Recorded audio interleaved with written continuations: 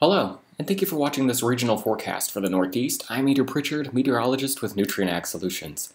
Well, over the next 10 days, we're going to be transitioning to a much cooler pattern across a big chunk of the U.S. Across the Northeast region, near average temperatures over the next 10 days, but again, heading toward a cooler pattern as we head into the last days of October. Precipitation over the last 24 hours has really been dominated by the storm system across the central U.S. We'll start to get some impacts from that over the next 24 to 48 hours. Here across the Northeast region as the front begins to move through. Taking a look at the satellite picture, we see that classic comma shape, our mature storm system now, that area of low pressure moving through the Great Lakes right now, and that expansive area of cloud cover and precipitation moving into the Northeast region here early on Tuesday morning. Looking at the radar picture again, here's that big area of precipitation associated with the storm system.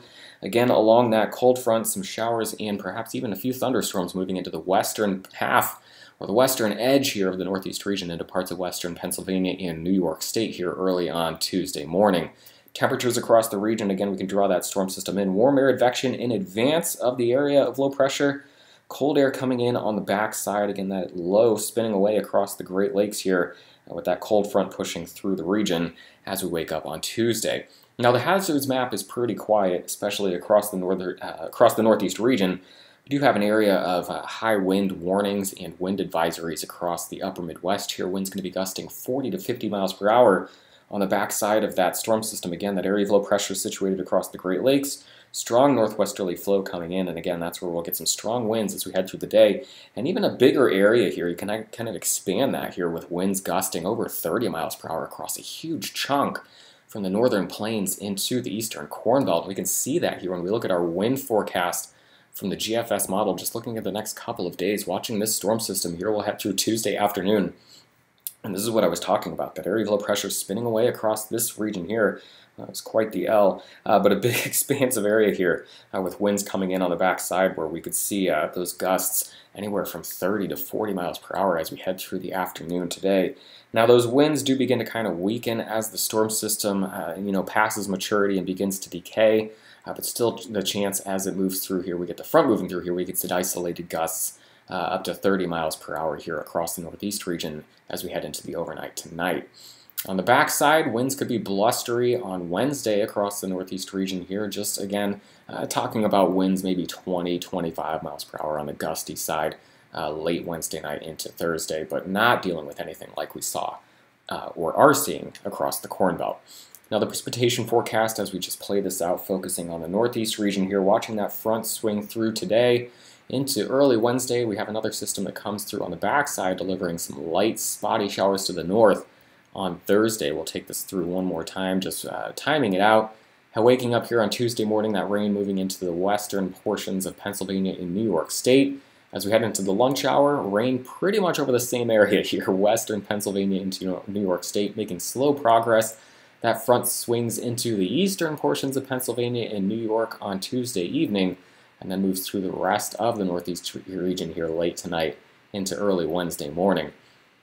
As we move into Wednesday afternoon, Wednesday evening, this is when we watch this Clipper system kind of swing through the region, perhaps bringing some light rain showers to the north, parts of New York State, Vermont, New Hampshire, and Maine, as we head into late Thursday afternoon and evening. Then we'll watch the next storm system developing across this region that could swing through closer to the end of the week. Total accumulated precipitation then for the next 60 hours, looking at perhaps half an inch to an inch across the area, scattered in nature as this front moves through over the next 24 to 36 hours. Now, big disagreements when we get out beyond Friday. We're going to look at the GFS model. We'll take it out quickly here, getting the front through the area here Tuesday into Wednesday. Watching the Clipper system kind of swing through here late Wednesday into early Thursday. Watching our next storm system develop across this area on Thursday. That could swing through, bringing some rain to the area. As we get into Friday and Saturday, we have some big disagreements then as we get into Saturday and Sunday. We're getting into this is Saturday afternoon, Sunday early morning now, so like the middle of the night, Saturday night into Sunday morning. And what I want you to notice is the void across this area, quiet conditions across the central United States. Well, let's take a look at the water, precipitable water content here. So kind of looking at the available moisture in the atmosphere, it kind of helps us diagnose the air masses here, and it will help us understand the pattern, is what I want to show you. I'm showing the Canadian model on the left, and I'm showing the GFS model on the right.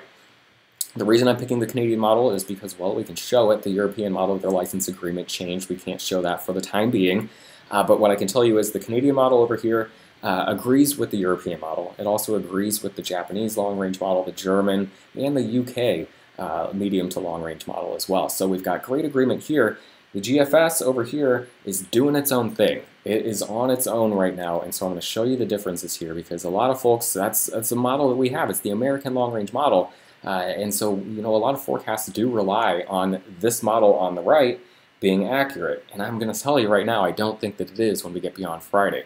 So good agreement here. We're on Wednesday now, watching this first front pushing through the area, clearing the area, strong dry air coming in on the backside, a big dry punch. Very good agreement as we get into Wednesday, but we're only a day into the future. Of course they agree. Then we watch moisture kind of return back here. Same thing. This is our Thursday rain across the Midwest that moves in here Friday. Take this out a bit further. This is where they start to disagree. Now the the GFS here on Friday has a little wave right in this region. It's going to kind of just push it on out and take the front with it here Friday into Saturday. Watch the front now clearing the area. Saturday, and then Sunday. Now the front's just moved straight out of here. Look on the left, what's going on now as we get to Sunday, 7 p.m. We've got a strong feed of Gulf moisture coming in here to a developing area of low pressure, a strong developing area of low pressure. You see the curl already beginning to kind of develop right there. So the GFS, nothing going on. Every other model developing a storm system now across the southern plains that then tracks into the Midwest. What does the Canadian model do? Well, again, focusing on this area where the GFS said nothing would be going on as we head into Saturday and Sunday, and we got precipitation moving through the area, and then into the northeast region as we get into late Sunday, and eventually into Monday. And so again, the reason I tell you that, the GFS model showing nothing going on at this time. We'll go ahead and let it play out a bit further. Let's see here, let's go back to the weekend, make sure I'm showing you the right dates because we are in an active pattern here. There's a lot of storm systems I can get confused with. So Saturday into Sunday, nothing going on across this region. We're just kind of looping back and forth through Saturday and Sunday. Jumping back ahead to the Canadian model, which again agrees with nearly every other long-range model, bringing some rain through the area. So, just letting you know, we're going to be watching this over the next couple of days. Eric will check back in on it Wednesday with our long-range U.S. forecast, and again with the 1 to 2 week outlook here in our Thursday morning ag forecast video. And then I'll talk about the Northeast region once again on Friday, where we can again kind of talk about this. But I just wanted, the reason I show you this is to let you know that we got strong disagreement between the weather models when we get out beyond the weekend. So use caution if you're seeing forecasts for clear skies or a quiet weekend here Sunday, Monday. We likely will have a storm system swinging through the area that perhaps not all of our weather models are handling. So again, the GFS precipitation forecast taking us through the next 10 days all the way through Halloween. Again, I think you need to add another swath of precipitation to this area, especially this area here across parts of the Corn Belt in the Mid-South where we're seeing very little in that corridor. But I think there's going to be a storm system here that the GFS, for now, continues to miss. Our high temperatures for the next few days, we'll take a look at the GFS model, or this is not the GFS model, the National Blended Models forecast for high temperatures today. Mostly in the upper 50s, lower 60s, pretty uniform across the region. A bit cooler for the day tomorrow, in the 50s for many, warming back up into the upper 50s, lower 60s for the day Thursday. Cooler again on Friday in the lower 50s, cooler still Saturday. High temperatures in the lower 50s across much of the region. Your low temperatures then for the next few days as we wake up on Tuesday morning, mostly everyone above freezing except for northern Maine. That will be the case then with everyone being above freezing tomorrow morning. This is Wednesday morning, Thursday morning, Friday morning, and then we got cooler air coming in as we head into the weekend. Saturday morning, perhaps waking up with some areas below freezing, especially to the north and to the west. As always, again, Eric Snodgrass with our long-range U.S. weather analysis Wednesday morning, our ag forecast video Thursday looking at the next 2 weeks, and then I'll be back to talk about the Northeast region on Friday. Have a great day.